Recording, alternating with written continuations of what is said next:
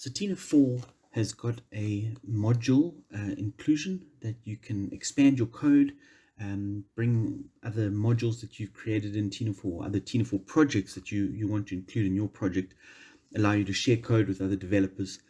Now, due to some reasons which I will explain at the end of the video, there might be a chance that future me is going to suddenly put a little tag in the top corner of this video to say that there's a new updated version of this video, or perhaps that there's another follow-on video from this that would be useful to watch, and that is going to appear right now.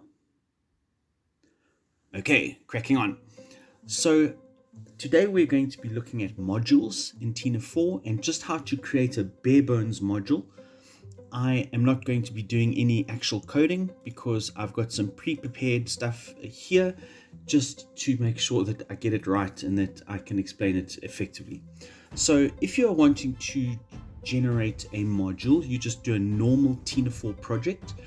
That project you can just put in any kind of repository, and then the only thing that you need to add into that is you need to then take the composer.json file and just put in a name and a description. Those are the only two lines you need to add to the composer.json file. And then you also need to create a load module file, which is very simplistic, as you can see. You can do some stuff with the config, but I've elected just to copy this out for the moment. And that's pretty much a module made and created, and you send it off to your repository. Now you can either keep it as the repository, you could package it up however you want to do it, but that is all you need for a module. So just to explain what I've done in this module, it literally only has a single route in it. The route is login, and it's supposed to be the start of a login module where you can create a login system that you can then just share to all your other projects. And all this one does is just returns, this is the login page of the login module, just to show us that it's now working. So the next thing we're going to do is just pop over to our normal Tina4 tube with our project in it. And what we've done is to include that module into our project.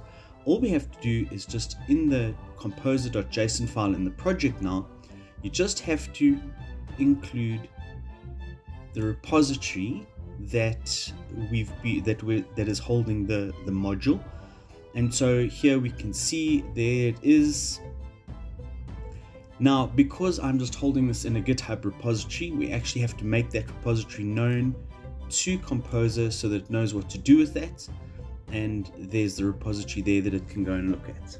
So that is it. And then all you'd have to do is a Composer upgrade just to download that repository in, and then fire up your Tina4. And so here we have our normal Tina4, which is I am home, which is our standard one with the superheroes. We're not going to look at them today. And then now the route that we've got here, that we created in the module, now exists in our main project. And there it is. This is the login page of the login module. And so that pretty much is Tina4. That is pretty much the Tina4 module and how you include it in a project. Now, if one is to do this, and this is what I alluded to at the start of the video, one has to be very careful about the way that you create all of these modules. So if you look carefully at the code, you will actually see that in the module, when you create it, you actually mention a namespace here. And so this is to try and help to make sure that your module doesn't have any conflicts with your project or with other modules. And we will have to, over time, develop some kind of a standard on which to create modules that everyone doesn't clash with everyone else. And that is what I was alluding to, and perhaps something that I'll need to do a future video on.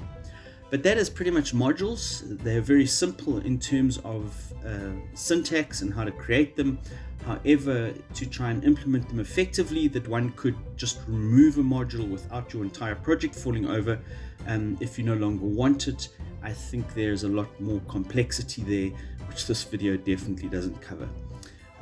If you need to, please check the documentation, which I've just added into the Tina4 docs. So hopefully that pull request will be going through soon, and you can see the same syntax and a little bit of explanation there. Thanks very much, and obviously questions in the comments are more than welcome.